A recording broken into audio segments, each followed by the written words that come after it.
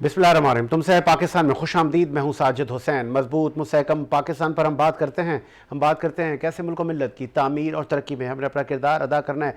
तामीर और तरक्की पर हम बात करते हैं तो सिर्फ हम क्या बात ही करते रहेंगे या अमलन हमारी हुकूमतें भी जागेंगी, हमारे स्टेक होल्डर भी जागेंगे और इस मुल्क की आवाम के लिए कुछ कर गुजरेंगे। कोई ऐसी कानून साजी होगी कि जिससे आम आदमी का भला हो। आज CMKP के क्योंकि जलसा था आपका इस्लामाबाद में पाकिस्तान तहरीक इंसाफ का, तो CMKP के बड़े धड़ल्ले से, बड़े शाहाना प्रोटोकॉल से, इधर गार्ड उधर गार्ड, 5,000 की मौसूब को घटी हाथ में थी, 5-5 हज़ार के नोट बांटते हुए हमें नज़र आए। मज़दूरों को, रेस्क्यू एहलकारों को, जो अमला वो साथ लेके जाने वाले थे, उनको पैसे तकसीम करते हुए नज़र आए। तो ये हुकूमती ख़जाने से तकसीम किए जा रहे हैं या ये उनका अपनी पर्सनल कैपेसिटी में है। तो हुकूमती सपोर्ट की बड़ी बात की जा रही थी कि खान साहब और PTI को KP हुकूमत बड़ा सपोर्ट करेगी, तो वो नज़र भी आ रही है। बहरहाल जलसा मुलतवी हो गया। क्या 8 सितंबर को फिर ये जलसा हो पाएगा? यानी 1 साल कमोबेश हो गया कि आप KP के अलावा कहीं जलसा पाकिस्तान तहरीक इंसाफ नहीं कर पाई। क्यों नहीं कर पा रही, इस पे भी हम बात करेंगे। मुल्क में तो जमहूरियत है, फिर क्यों नहीं कर पा रही। फिर हम बात करेंगे चीफ ऑफ आर्मी स्टाफ ने खुल के बता दिया कि आज उनका बयानिया जो दिया करते थे कि पाकिस्तान डिफ़ॉल्ट हो गया, आज वो कहाँ हैं।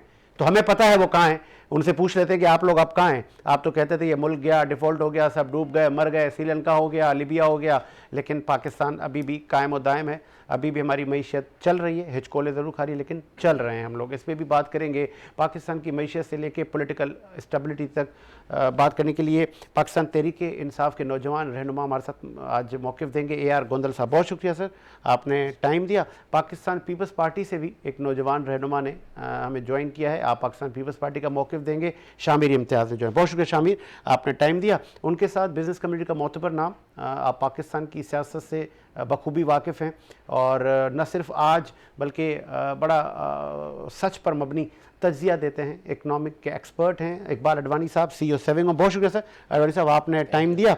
AR गोंदल साहब, जलसा फिर बाय बाय हो गया, सब इधर उधर तितर बितर हो गए। मेरी इत्तलात के मुताबिक कराची से भी बहुत सारे लोग गए थे। वो हमारे एक प्यारे दोस्त हैं सलीम सचवानी, वो भी गए, पहुंचे हुए थे इस्लामाबाद। देखें, बिस्मिल्लाहिर्रहमानिर्रहीम, बहुत बहुत शुक्रिया आपका कि आपने जो है वो हमें इज़्ज़त बख्शी बुलाया। आप माशाल्लाह, आपका प्रोग्राम पहले भी हमने अटेंड किया, बहुत अच्छा प्रोग्राम है।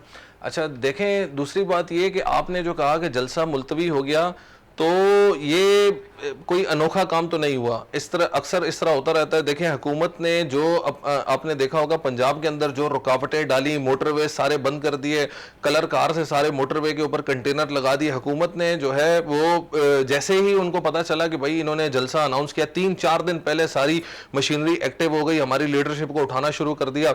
आप ये देखें कि खान साहब के नाम से तो ये लोग डरते हैं। मतलब जैसे ही खान साहब वो कहते हैं कि खान साहब ने अगर जो है वो उधर चाय का कप भी पिया तो इनका बस चले तो ये पूरे मुल्क से चाय के कप तोड़ दें।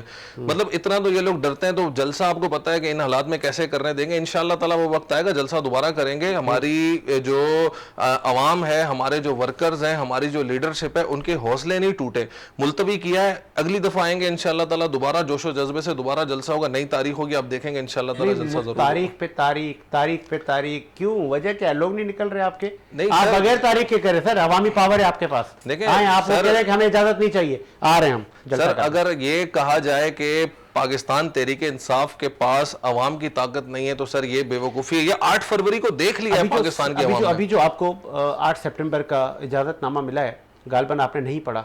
40 शराइत हैं इंतजामिया की, वो शराइत आपने पढ़ी है? नहीं सर, अभी तक आई नहीं है। आ गई सर। उन शराइत पर अगर आप जलसा करेंगे तो वो कैसे करेंगे? 2 घंटे का आपको टाइम दिया सर। देखें, ये आप भी जानते हैं, आवाम को मुंतशिर करना भी आपकी जिम्मेदारी। देखें सर, ये आप भी जानते हैं और ये रियासत मुखालिफ नारे भी नहीं लगने चाहिए। पूरे मुल्क में PTI के लिए एक अलग कानून चल रहा है और दूसरों के लिए अलग कानून चल रहा है। सिर्फ और सिर्फ वजह क्या है? ये खान साहब की पॉपुलैरिटी से जो है वो खफा है, क्योंकि सबको पता है कि अब हमारे पास कुछ भी नहीं है। सिर्फ और सिर्फ एक शख्स है, उसके जेल से निकलने की कहानी है। वो जिस दिन निकलेगा उस दिन इंशाल्लाह ताला झाड़ू फेर देगा, बस उसको कहीं ना जेल में कैसे निकलेगा, क्यों निकलेगा? सर देखें, निकलेगा क्यों नहीं निकलेगा? हर जुल्म अब बांग्लादेश की आप मिसाल ले लें, खालिदा जिया जो है, उनके साथ जो हसीना वाजिद ने, हसीना वाजिद समझती थी कि पूरा मुल्क जो है वो मेरी मुट्ठी में, मैंने नहीं तो इमरान खान क्यों समझ बैठे थे कि वो सदारती निजाम लाएंगे, पूरा मुल्क उनका है, इमरान खान नहीं तो पाकिस्तान नहीं? सर आप लोगों को कैसे लगा? अगर खान खान साहब ये समझते हैं कि सदारती निज़ाम लेकर आएंगे तो ये सर आपके सामने के बाजवा साहब की बातें मानी गई, इनकी बातें में सबको रिलैक्सेशन दिया गया। ताज थे आपके बाजवा साहब, सर का ताज। नवाज शरीफ साहब को बाहर जाने दिया। खामोश नहीं है आप लोग सर। देखें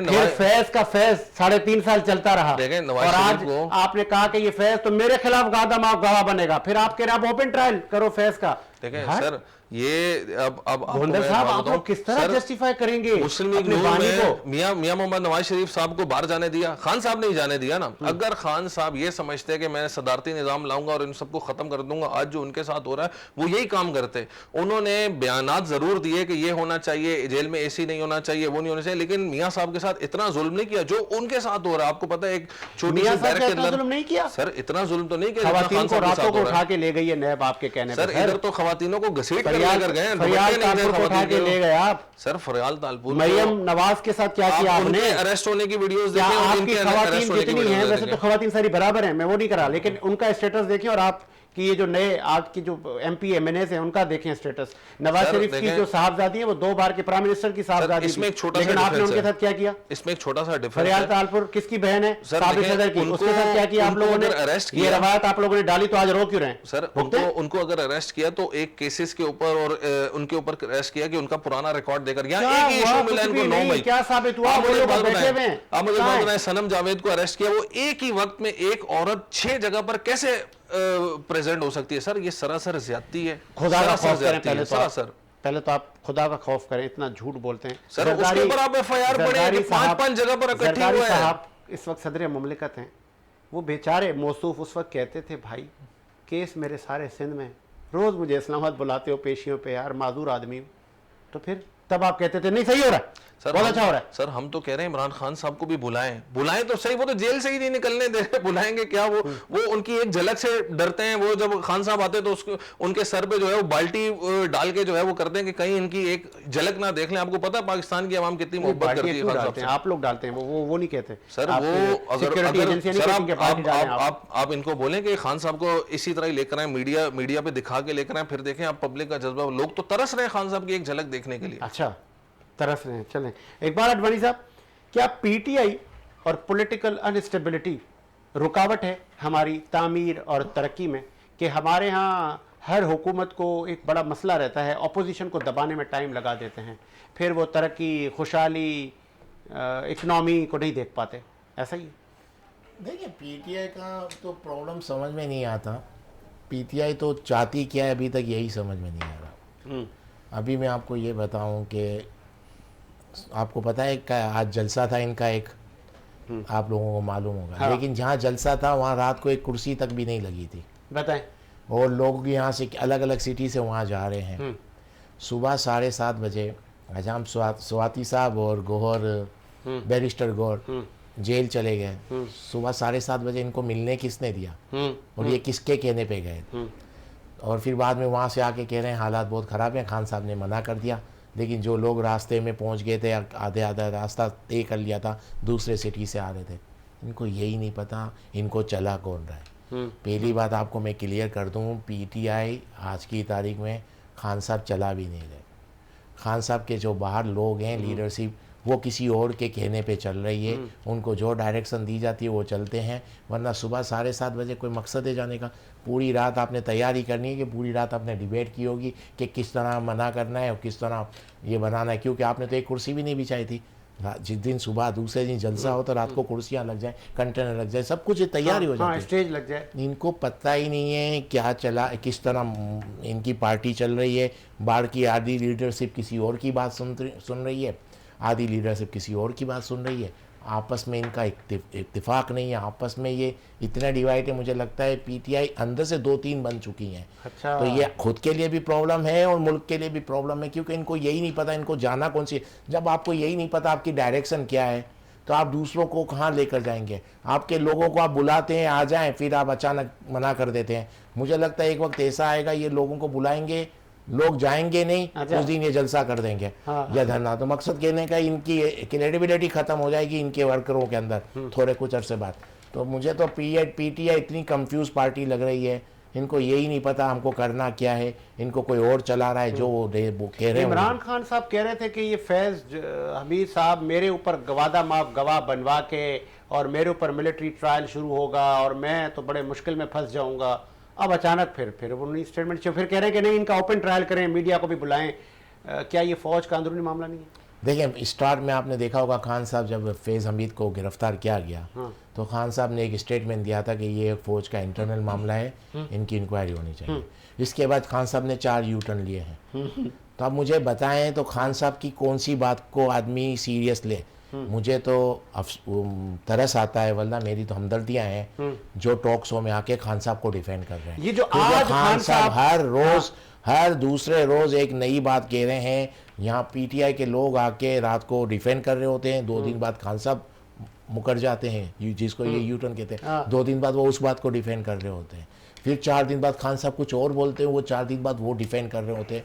मुझे लगता है ये खुद सोच रहे होंगे कि हमारी ज़िंदगी कैसी हो गई है। हर रोज आके टॉक शो में लाइव जा रहा है, दुनिया आज देख से रही है। 6 माह पहले मैंने आपसे सवाल किया था कि इमरान खान का फ्यूचर क्या है, आपने कहा था जेल, और अभी तक पड़ा। मैंने बिल्कुल 1 साल पहले आपको कहा तो था। अभी ये बल्ले बल्ले हो रही है, खान साहब बाहर आ रहे हैं। देखिए पॉपुलर का आ रहे बाहर। देखिए खान साहब पॉपुलर हैं, इसमें कोई दो राय नहीं है। हाँ। लेकिन पॉपुलर हैं, लेकिन वो बाहर नहीं आएंगे। अभी तो मुझे लगता है इनको मिलिट्री कोर्ट में इनके ट्रायल भी होंगे 9 मई के हवाले से। खान साहब बाहर नहीं आते, भले पॉपुलर कितने भी हो जाए, जब आप बाहर ही नहीं आओगे तो क्या कर लोगे? बाहर नहीं आते खान साहब, भले आप पीटीआई के जो भी लीडर हैं बाहर वो कुछ भी कर। पर मुझे तो लगता है पीटीआई के जो बाहर की टॉप की जो लीडरशिप है वो चाहती भी नहीं है खान साहब बाहर आए। अच्छा, वो चाहती नहीं। अगर वो चाहती हो तो आज का जलसा कैंसिल नहीं होता। पोस्टपोन, जो भी जिसको ये पोस्टपोन कहते हैं, मैं उसको कैंसिल ही समझता हूँ, क्योंकि इनके जलसे तो होते नहीं है। आज यहाँ तक क्राउड काफ़ी चार्ज हो गया था, लोग काफ़ी जा रहे थे, लेकिन लीडरशिप ने अचानक कुछ ना कुछ तरीके से इसको पोस्टपोन करा दिया। लेकिन मुझे लगता है कि ये खुद ही नहीं चाहते।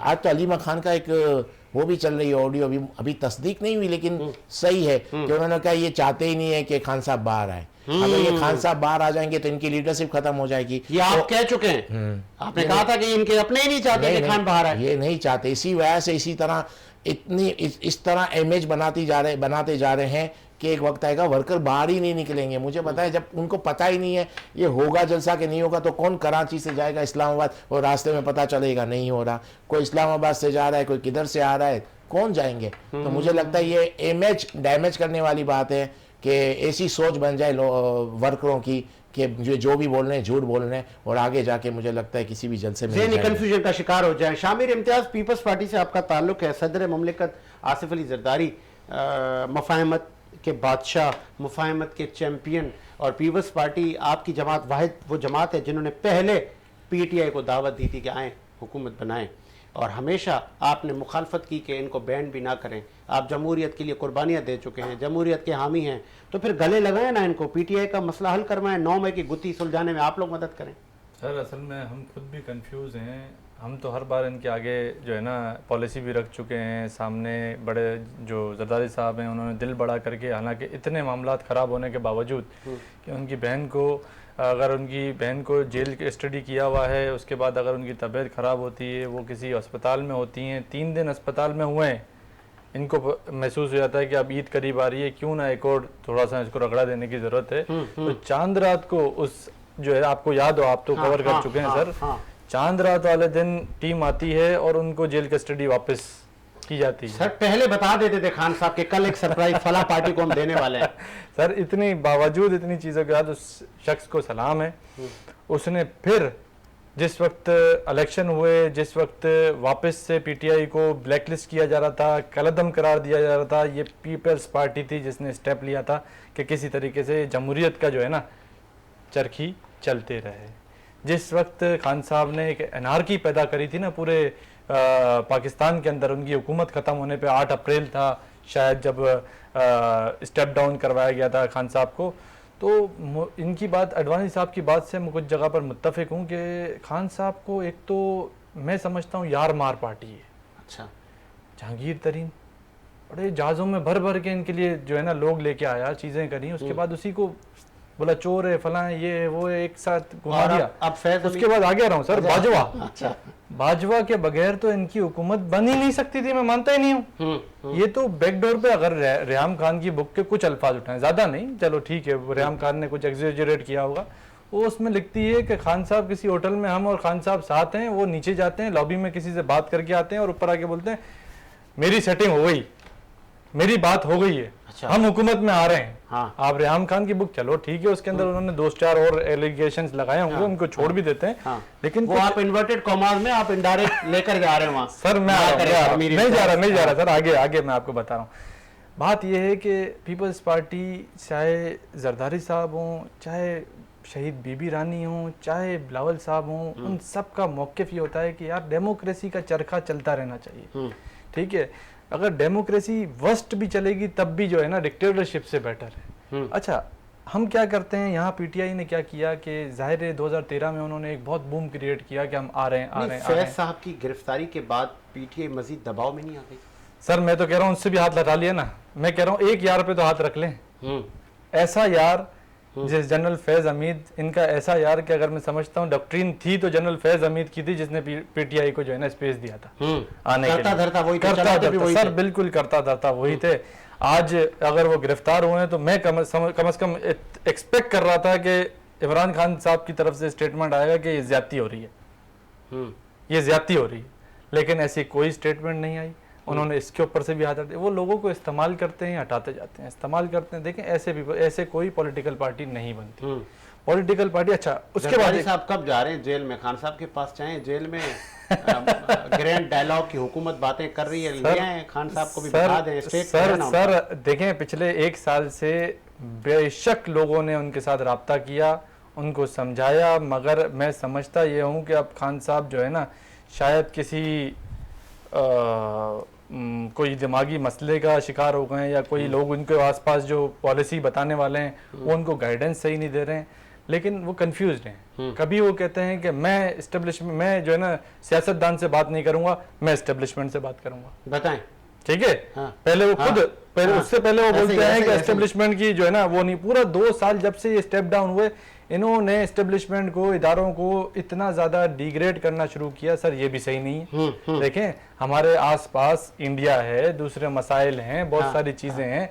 मैं ये नहीं कहूंगा कि पाकिस्तान आर्मी के बगैर हम मुल्क चला सकेंगे, नहीं चला सकेंगे सर। पाकिस्तान की आर्मी और कुछ लिमिटेड लोग उसके अंदर अगर शरारत करते हैं एस्टेब्लिशमेंट के अंदर, तो उसके ऊपर तो बात की जा सकती है। आगे वैसे यार गोंदल साहब, आप लोगों का एक नैरेटिव रहा, खान साहब ने कहा कि एस्टेब्लिशमेंट की मुदाखलत नहीं हो, तो फिर बात भी तो उसी से करते हैं आप लोग। कहते हैं सियासतदानों की औकात ही नहीं है, सर बात भी उनसे करनी है, तो फिर उनसे क्यों करेंगे बात आप? सर देखें, आप तो उनको खुद कह रहे हैं आप बैल मुझे मार। सर देखें, आप इस चीज को आपकी हलीमा साहिबा कह रही हैं कि क्यों हुआ जलसा मुलतवी? सर देखें, किसने किया? एस्टेब्लिशमेंट से बात करने का क्यों कह रहे हैं खान साहब, इसके ऊपर जरा गौर करें। इस हुकूमत के पास स्टेक क्या है?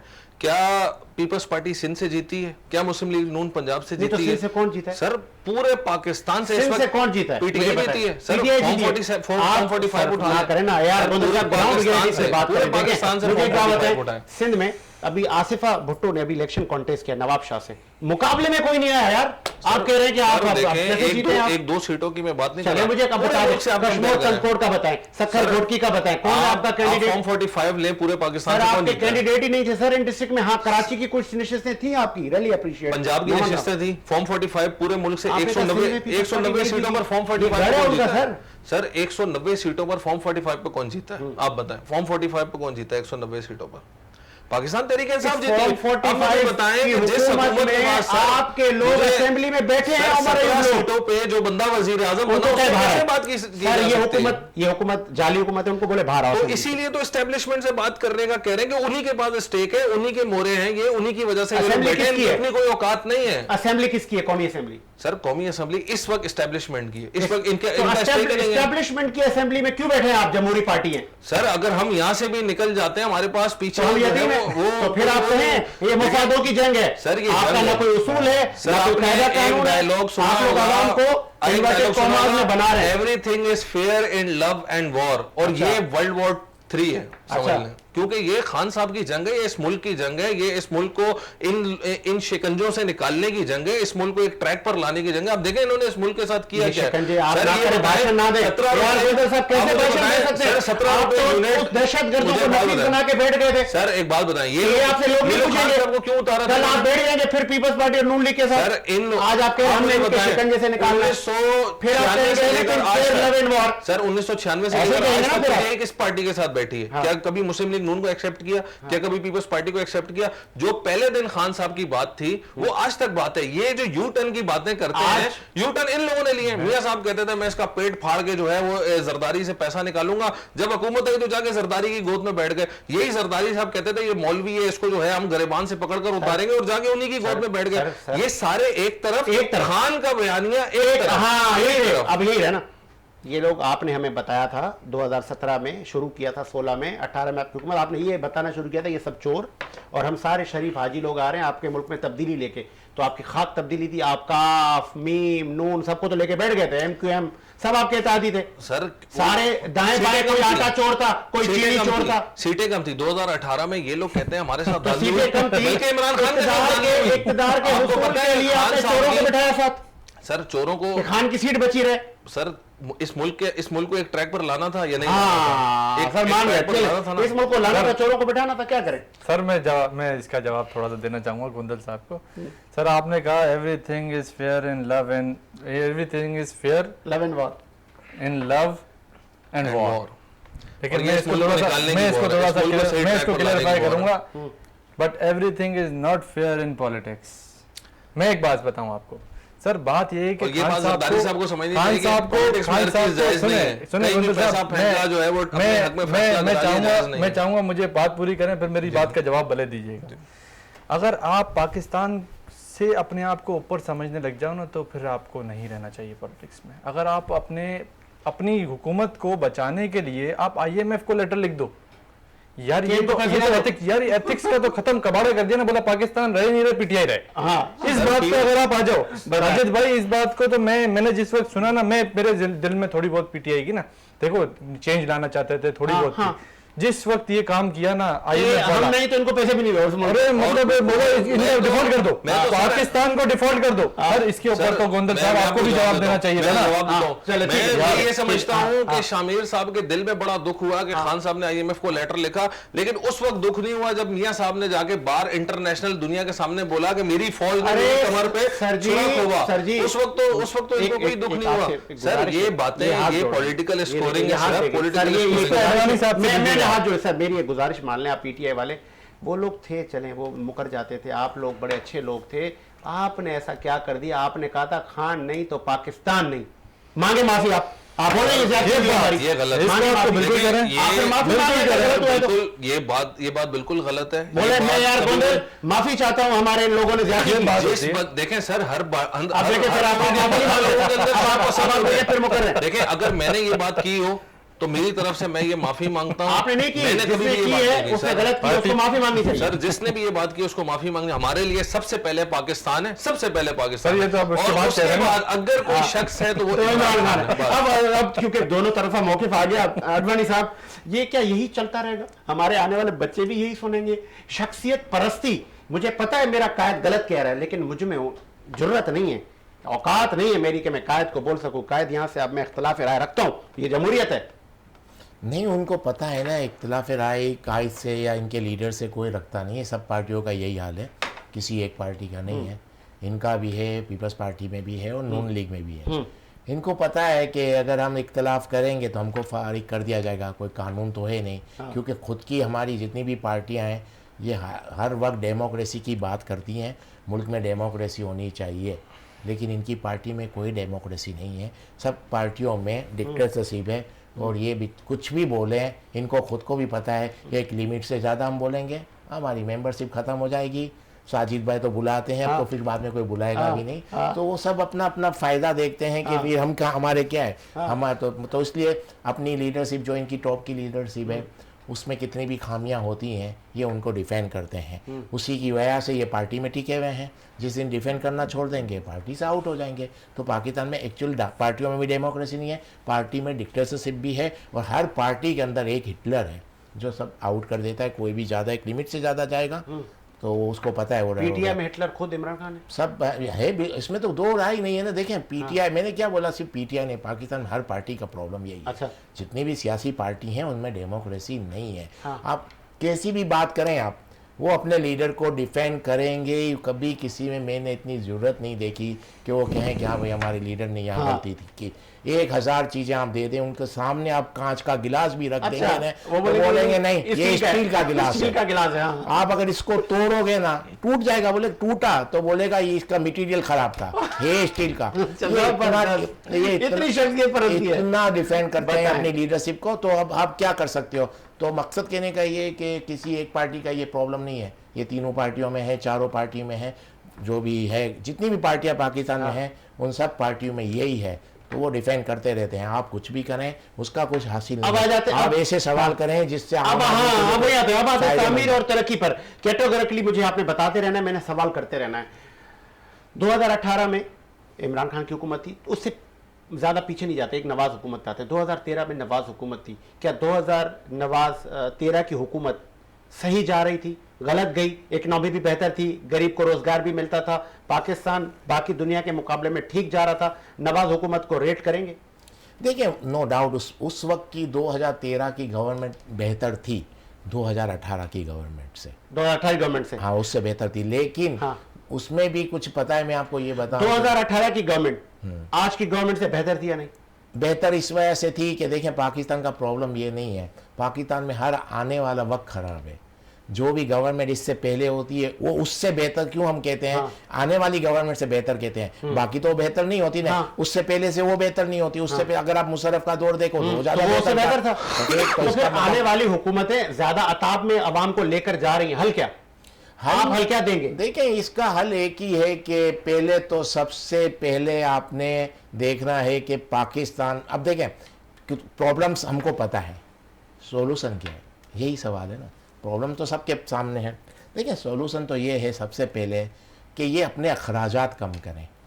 हमारी गवर्नमेंट के अखराजात बहुत ज़्यादा हैं खुद के, इतनी मिनिस्ट्रियाँ इन्होंने रखते हैं, इतनी मिनिस्ट्री, इतनी वजारत, मुझे काम क्या करते हैं? वजह क्या? बोलते तो खान साहब भी थे कि चाय बिस्किट खाओ भाई। वो नहीं, वो तो गवर्नर हाउस भी गिरा रहे थे। हाँ? वो तो बहुत कुछ कर रहे तो थे फिर ना। क्यों नहीं कर पाते? हुकूमत में आने के बाद वजह क्या? कौन रोकता तो है? इसका मतलब ये हुआ कि हुकूमत के आने के लिए ही वो चीज बातें कर रही हैं। जब ये हुकूमत में आते हैं तो इनकी सोच चेंज हो जाती है। यानी आप देखें जितने भी धरने होते हैं, महंगाई याद आ जाती है, आम आदमी तकलीफ में है, बिजली के बिल भर गए, आम आदमी का घर नहीं चल रहा, ये सब चीजें इनको पता है कब याद आती है? जब ये अपोजिशन में होते हैं। तब इनको इतना दर्द होता है इन लोगों का, ये रात को सो भी नहीं सकते आम आदमी के प्रॉब्लम की वजह से। हाँ। कि बिजली का बिल कैसे भरेंगे, मेडिसिन कैसे लेंगे। और जब ये गवर्नमेंट में आते हैं ये सब भूल जाते हैं। तो इसका मतलब क्या हुआ? सिर्फ इक्तिदार चाहिए हमारे यहाँ लीडरों को, और कुछ नहीं है कि इक्तिदार मिल जाए बस। जैसे इक्तिदार मिल जाए। भारी सवाल करने जा रहा हूं, आप पे वजन रख रहा हूं, उम्मीद है आप ये वजन बर्दाश्त भी करेंगे और जवाब दे पाएंगे। 2018 की गवर्नमेंट में एक तासुर था कि इमरान खान के साथ मुल्क की, नॉट कराची, मुल्क की पूरी बिजनेस कम्युनिटी की सपोर्ट है। क्या ये तासुर सही था? और आज तक वो सपोर्ट बिजनेसमैनों की इमरान खान को है? नहीं, बार ऐसा होता है कि उस वक्त कुछ ऐसे पूरी कम्युनिटी का आप नहीं कह सकते, पूरी बिजनेस कम्युनिटी का मखसूस जो काम थे उनका सपोर्ट उनको उस वक्त मिल गया था, बस। बाकी ऐसी बात नहीं है। अब यार देखिए, एक बिजनेसमैन भी दो किस्म के हैं, एक बहुत ऑनेस्ट है, एक बहुत बेईमान बिजनेसमैन भी है। तो जो कंस्ट्रक्शन इंडस्ट्री वाले वो भंगड़े डाल रहे थे कि हमें मैंने कहा ना कुछ, हाँ ये इमरान खान ने एमनेस्टी दे दी, जितना पैसा लगाओ कंस्ट्रक्शन। हाँ, लेकिन वो उस वक्त देखिए, मैं यही कह रहा हूँ कि अगर जिसको भी आप सपोर्ट करेंगे तो वो तो आपकी फेवर में बात करेगा। मैं ये नहीं कह रहा कि बिजनेसमैन गलत था, बिजनेसमैन। और आज वही कंस्ट्रक्शन वाले इस हुकूमत के लिए सरापा एहतजाज है। हाँ, तो आप देखें सपोर्ट नहीं करेंगे। देखिए आज भी देखिए प्रॉब्लम क्या है, आज में उसमें प्रॉब्लम क्या है। प्रॉब्लम उस वक्त भी था, लेकिन उस वक्त कुछ मखसूस सेक्टर ऐसे थे जिनको ज़्यादा फायदा पहुंच रहा था। तो अंडरस्टूड बात है, एक बिजनेसमैन तो अपना फायदा देखेगा कोई भी।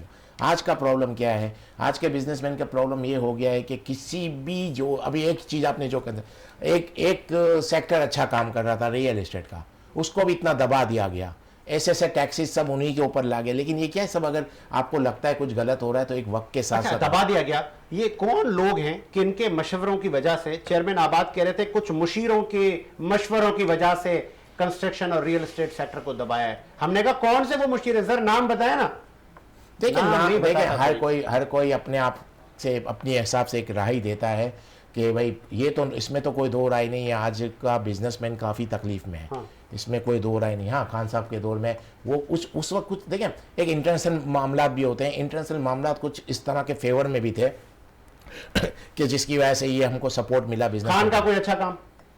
खान का मुझे तो देखिए 3.5 साल खान साहब ने काम किया, बस ये आप जो कह रहे हैं, बस इसके अलावा यानी इस तरह नहीं देखे, आप कलेक्टिव देखें तो मुझे तो खान साहब का 3.5 साल में कोई अच्छा काम नज़र नहीं आया। 3.5 साल ये मुल्क के जाया हुए। वजह बताता हूँ। देखें, खान साहब ने कोई अच्छा काम नहीं किया, वो उसकी वजह भी बताता चलूँ, मैं बिल्कुल दलील से बात करूँगा। पहली चीज़, खान साहब आप जब भी पीटीआई से कहते हैं ना कि आपको 3.5 साल मिले, इनकी एक बात आप देखें, सब जगह एक करेंगे कि भाई 2 साल तो कोविड में निकल गया। हाँ। यही मैं आपको बता रहा हूँ। देखें, कोविड के अंदर जितना फ़ायदा पाकिस्तान को पहुँचा है, दुनिया में किसी मुल्क को नहीं पहुँचा। पहले तो आप ये बात याद रखें। जो आपने कहा ना कि कंस्ट्रक्शन में काफ़ी बूम आया, उसकी वजह भी बताऊँ। वो क्या वजह, मेरे को फ़ायदा होगा तो मैं तो बोलूँगा बल्ले बल्ले ही, बल्ले बल्ले ऐसा ही है। ओके, उस वक्त कैसे फ़ायदा हुआ मैं बताता हूँ आपको। कोविड में क्या हुआ कि इंडिया, बांग्लादेश, चाइना, इन सब की इंडस्ट्रियाँ बंद हो गई। ट्रू। हमारे यहाँ तो कोई था ही नहीं, लोग ऑर्डर नाम का था लॉकडाउन, तो हमारी इंडस्ट्रियों को ऑर्डर जो मिल रहे थे ना, उनकी वजह से पाकिस्तान को जो ऑर्डर मिल और हम दे रहे थे तो पाकिस्तान की एक्सपोर्ट बढ़ी। पहली चीज़ ये एक्सपोर्ट बढ़ी, आपको बाहर से फॉरेन करेंसी आ गई, पहली चीज़। दूसरा क्या हुआ कि दुनिया में जितने भी मुल्क थे, यूरोप हो गया, अमेरिका, यूके, ज़्यादातर दुनिया के कोविड के अंदर उन्होंने अपने लोगों को 0% इंटरेस्ट रेट पे लोन दे दी।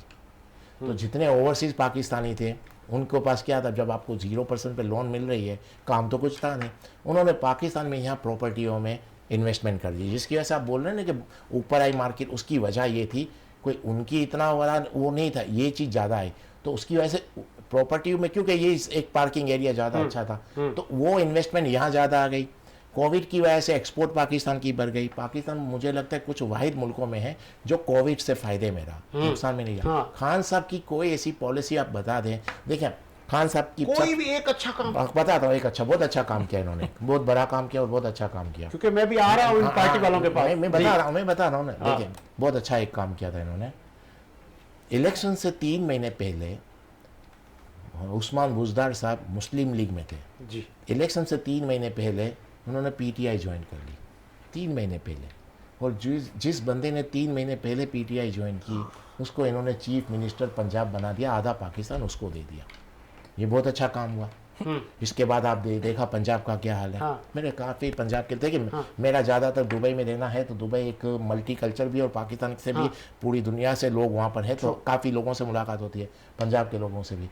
कोई भी इदारे के अंदर कोई भी पोस्ट होती थी बगैर पैसों से नहीं होती थी, ट्रांसफ़र सब पैसा जितना भी दें, तो आप बताएं क्या काम होगा। उस वक्त पंजाब के अंदर क्या काम हुआ था, और एक बार भी कितनी कंप्लेन थी पूरी दुनिया की। एहतसाब के अमल को कैसा देखते हैं? एहतिसाब क्या किया इन्होंने, जो नैब के इख्तियारात दिए, बस उनको ही पकड़ते थे। अगर एक और चीज़ आपको बताऊं, मैं एक बड़ी बात कह दूंगा तो आप समझ जाएंगे। एक बंदा कह रहा है मैं करप्शन ख़त्म करूंगा। हाँ। करप्शन उस दौर में थोड़ी बढ़ गई, चल रही थी। अब सबसे बड़ा करप्शन का इनके पास कौन था मुजरिम, सबसे बड़ा नंबर 1 नवाज शरीफ। उसको बाहर क्यों जाने दिया, डीलिंग की ना। फिर इन्होंने क्या कहा था एक चीज़ कि सबसे बड़ा डाकू पंजाब का चौधरी परवेज लाए, हाँ। उसको चीफ मिनिस्टर बना दिया। बताएं। आपके सामने है। हाँ। चपरासी जिसको नहीं रखूँ मैं, उसको वजीर दाखिला बना दिया। सही, ऐसा ही है। पीपल्स पार्टी बेईमान, ये हो जो पीपल्स पार्टी ने इतनी करप्शन की, ये माना सब। जितने भी फाइनेंस मिनिस्टर थे जो इनके जो रखे गए थे, सब पीपल्स पार्टी वाले थे। तो करप्शन पैसों की थी, और जो पैसे में जो लेन देन में जो सबसे आगे थे, उनको ही आपने अपने मिनिस्टर बना दिए। तो खान साहब का मैं कौन सा काम निकालूँ यार गोंदल साहब, कौन सा ऐसा काम था उन 3.5 सालों में जो आज आपको अवाम सिंपथी भी दे, अवाम आपको सर का ताज भी बनाए? एक न्यूट्रल तजिया भी हमने ले लिया, क्योंकि आपकी नुमाइंदगी है। तो फिर मैं ज़रा पीपल्स पार्टी के पास। सर मैं आपसे दरख्वास्त करूंगा, मुझे 1-2 मिनट दिए जाएं क्लियर। देखें, मैं एडवानी साहब का बहुत बहुत शुक्रगुजार हूँ कि इन्होंने खान साहब के काम की बेइंतहा तारीफ की, लेकिन पर्सनल डिसलाइक की वजह से ये उस चीज को ओन नहीं कर सके। पर्सनल डिसलाइक सर नहीं? देखें, एक मैं आपको मैंने मेरे साथ क्रिकेट अच्छा, खेलता चले, था ना। मैं आपको बताता हूँ। उनके कोई क्लास में लोग थोड़ी थे। बात करी उन्होंने यार। 3.5 साल खान साहब को मिले, ठीक है, 3.5 साल में से 2 साल कोविड आ गया, ठीक है, कोविड में चला गया। अब देखें, उसको भी तारीफ को भी वो कहते हैं ना कि तारीफ को भी जो है वो बेइज्जती करके जो है प्रेजेंट क्या आडवाणी साहब ने जितने भी तारीफें आपकी की वो गलत तारीफें थी? मेरा इनसे सवाल है, बिल्कुल इन्होंने सही तारीफें की, सब कुछ अच्छा किया। मुझे एक बात बताएं, खान साहब आज तक ओन करते हैं कि जनरल बाजवा के कहने पर जो है वो मैंने नवाज शरीफ को जाने दिया कि मेरी गलती थी। उन्होंने खुद एक्सेप्ट कर लिया, तो हम कौन होते हैं बीच में बोलने वाले? ठीक है, गलतियां इंसान से ही होती है ना, इंसान खता का पुतला है। मैं तो नहीं कहता कि इमरान खान नाउजुबिल्लाह फरिश्ता है, ठीक है, इंसान से गलती हो सकती है, लेकिन हम उन गलतियों को और उन चीजों, उनकी अच्छाइयों को और बुराइयों को अगर मर्ज करें, किसी इंसान की अच्छाइयां ज्यादा हो तो हम तो कितनी गलतियां की हैं? सर देखिए सर आप मुझे बताएं, लॉकडाउन में लोगों का बिल आता था जिसपे लिखा होता था वजीर आजम की तरफ से माफ कर दिया गया। ये इसी इकोनॉमी से होता था ना, लंगर खाने चलते थे इसी इकोनॉमी से होते थे, एहसास प्रोग्राम चलते थे इसी इकोनॉमी से होते थे, क्योंकि इन लोगों को काम इसलिए नहीं नजर आते क्योंकि वो ऊपर लेवल पर लोग जो है वो इस तरीके से उनको जो है वो फायदे नहीं पहुंचाए गए थे, नीचे ग्रास रूट लेवल तक गए थे, तो अवाम नीचे अवाम खुश थी, राशन मिले लोगों को, नीचे लेवल तक जो है वो काम है। ऊपर लेवल पर क्यों नजर नहीं आता? क्योंकि उनको अरबों रुपए का फायदा नहीं हुआ गया जो जरदारी साहब देते हैं। मुझे एक बात बताएं, मैं ऐसे शख्स का इंतजार कर रहा हूं कि जो मुझे ये जवाब दे कि यार इमरान खान ने तो अच्छी पॉलिसियां नहीं बनाई 3.5 सालों में, जो पिछले 30 सालों से बैठे हुए, इनकी ऐसी कौन सी पॉलिसी है जो बिजनेस कम्युनिटी बड़ा खुश है, भत्ते नहीं मिल रहे या जो है वो मिलों के ऊपर कब्जे नहीं हो रहे, या आसपास जो है वो बिलावल हाउस के आसपास जो है वो जगह नहीं खाली कराई गई, या कौन सा ऐसा काम मुझे बता दें जो खान साहब से इन्होंने बहुत बेहतर किए हैं। आडवाणी साहब 1 मिनट है आपके पास, फिर मैं जी आप कुछ कहना चाह रहे थे? मैं यही कह रहा ना, भाई ने सवाल किया तो मैं जवाब तो दे दूं ना। आपने कहा कि खान साहब के हवाले से देखें, बाजवा साहब, खान साहब ने एक बार कहा था कि मुझे बजट भी पास करवाता था तो एजेंसी वाले करवा के आते थे। एजेंसी क्यों आप इनके जरिए काम करते थे? जब आप डेमोक्रेसी पे बिलीव करते हो, आपको उनके कंधों पे आने की ज़रूरत क्या थी? आपको पता है एमक्यूएम के बारे में इनकी क्या राय थी? एमक्यूएम से इत्तेहाद करने की क्या ज़रूरत थी? सही है। आपने कहा कि फजलुर रहमान के बारे में इनकी क्या राय है, तो इनसे इत्तेहाद करने क्यों गए हैं आप? तो मकसद कहने का इनका कोई वो भी नहीं है, जितनी बातें की सबसे मुकर गए, कोई जगह पे ये खड़े नहीं रहते। इनका प्रॉब्लम सबसे बड़ी बात ये है पीएमएलएन और पीपी खड़ी रहती है। देखिए, मैं पीपल्स पार्टी की तो बात ही नहीं की ना मैंने किसी की तारीफ तो की नहीं ना, आपने जो सवाल किया मैं उसका जवाब दे रहा हूँ। मैं कहा इनको डिफेंड भी कर रहा हूँ, इनको मैंने तो किसी पार्टी को डिफेंड नहीं किया। अब रहा कि बाकी रहा सवाल, देखें बिजनेसमैन का जो आप कह रहे, तो बिजनेसमैन तो मुझे लगता है सबसे ज़्यादा सेटिस्फाई मुशर्रफ के दौर में थे, लेकिन वो एक डिक्टेटर था। तो मकसद कहने का कि कौन से वक्त में कितने बिजनेसमैन या किस बिजनेस तो बहुत बड़ा है यहाँ पर, कितने बिजनेस हैं। कुछ बिजनेसमैन किस वजीर आजम से सर्टिफाई हो जाते हैं, कुछ किसी से, ये एक अलग बात हो जाती है। लेकिन अगर आप कह रहे हो कि मुझे तो कोई काम नजर नहीं आ रहा, हुकूमत को आपने 100 में से कोई भी वोट नहीं। एक और भी बात मैं बताता चलो, करप्शन के हवाले की छोड़ दे चले, उन्होंने बाजवा के देखिए, बाजवा की वजह से ही, फैज़ हमीद की मदद से ही आपकी गवर्नमेंट आई थी। आपको वो गवर्नमेंट नहीं लेनी चाहिए थी। आपने खुद कहा था खान साहब ने कि मुझे काम नहीं करने दिया जा रहा था, तो आप क्यों आए थे? अब क्या कहते हैं कि मुझे काम नहीं करने दिया जा रहा था? कौन नहीं करने दे रहा था? इस्टेब्लिशमेंट। आज ये क्या कह रहे हैं कि मैं सिर्फ बात करूंगा इस्टेब्लिशमेंट से। एक सवाल, तो इन सियासी पार्टियों से आप बात नहीं करते, और इन सियासी पार्टियों से अभी से नहीं, उस वक्त से नहीं करते जब इनके ऊपर धांधली का इल्जाम था कि ये धांधली से आए हैं। तब भी ये सियासी पार्टी, तब तो वो मजलूम थे, तब तो वो आए भी नहीं थे, तब भी आप उनसे बात नहीं कर रहे थे। आप क्या कहते थे? ये चोर डाकू हैं। आज या क्या कह रहे हैं कि मैंडेट लूट के आए हैं, इसलिए बात नहीं कर रहे। इनको प्रॉब्लम कुछ और ही है, इनका पूरी तरह से ज़हनी तवाज़ुन ठीक नहीं।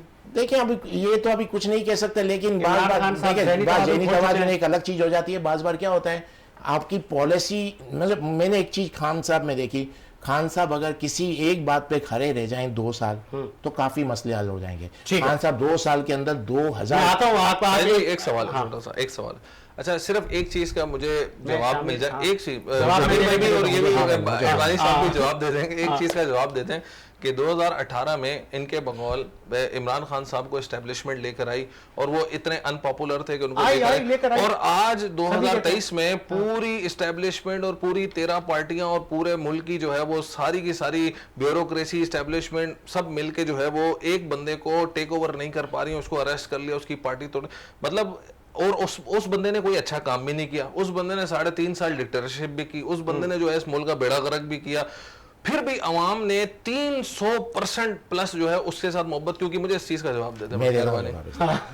एक मिनट जो भी मुझे जवाब देने दो। देखें, खान साहब ने कोई काम नहीं किया, इसका मैं आपको वजूहत भी बताऊं और आप रिकॉर्डिंग में 300% पॉपुलर हो गए। 3000% हो गए, क्यों ये भी बताता हूँ। आप देखना, जब तहरीक अदम एतमाद पेश हुई थी ना, तब खान साहब की मकबूलियत बिल्कुल ख़त्म हो गई थी। उन लोगों ने गलती क्या की, उस वक्त जैसे ही हुकूमत टूटी उनको इलेक्शन करवा देते तो पता चलता खान साहब कहाँ खड़े। उन्होंने हुकूमत ले ली।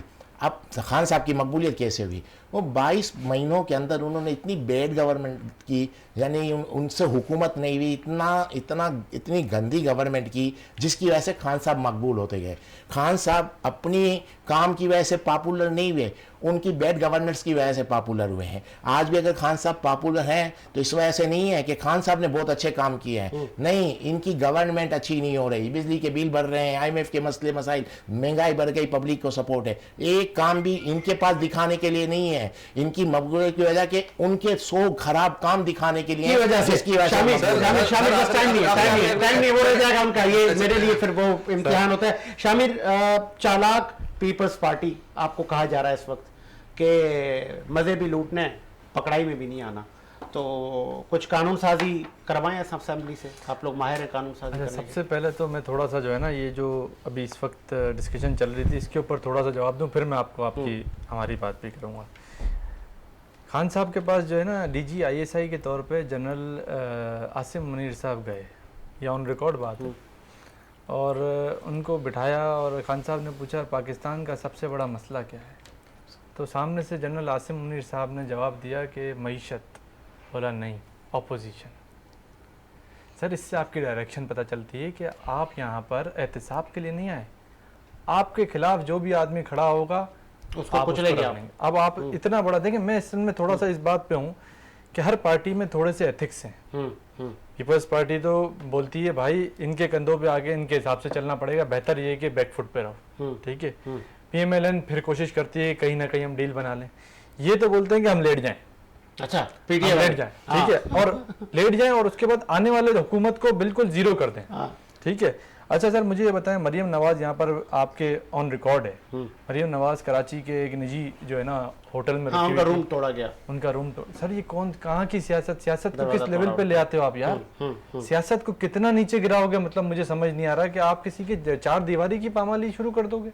ये हमारी हैसियत रह गई है, मतलब एज अ पॉलिटिशियन। मैंने तो उस दिन बोला, मैंने यार पॉलिटिशियन बनना तो अब ऐसा हो गया जैसे गाली हो गई यार।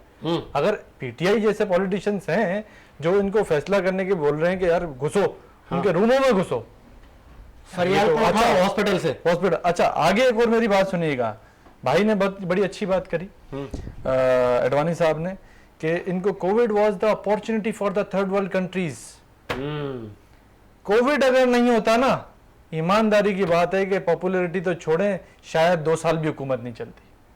सर, थर्ड वर्ल्ड कंट्रीज को इतना फायदा हुआ, बांग्लादेश की इंडस्ट्री पता नहीं कहाँ चली गई कोविड के अंदर। तो मतलब third world countries second world countries में या फर्स्ट वर्ल्ड कंट्रीज में कन्वर्ट हो सकती है अगर 2-3 साल कोविड और चल जाता तो। तीसरी बात सुनने, अब बात ये कर रहे हैं कि 3.5 साल में एडवानी साहब ने बिल्कुल सही बात करी कि 3.5 साल में अगर इसकी हुकूमत खत्म करते और इलेक्शन करा लेते तो ये जीरो हो जाता, अपनी मौत अपने आप PTI मर जाती। लेकिन डर क्या था पता है? ये एक फिनोमेना लाना चाहते थे कि जनरल फैज हमीद को लगाते चीफ ऑफ आर्मी स्टाफ, और वो हाल होता है इस डेमोक्रेसी का कि हमारा बाप भी अगली बार नहीं आ सकता हुकूमत के अंदर। सर, ये मुश्किल क्या थी? फैसला तो उन घरों में चल रहा था ये बात पे। अपर लीडरशिप एक जगह पर बैठ के बोल रही थी कि इसकी ये सूरत हाल है। एक मिनट में बात पूरी करूंगा सर, बात पूरी करूंगा।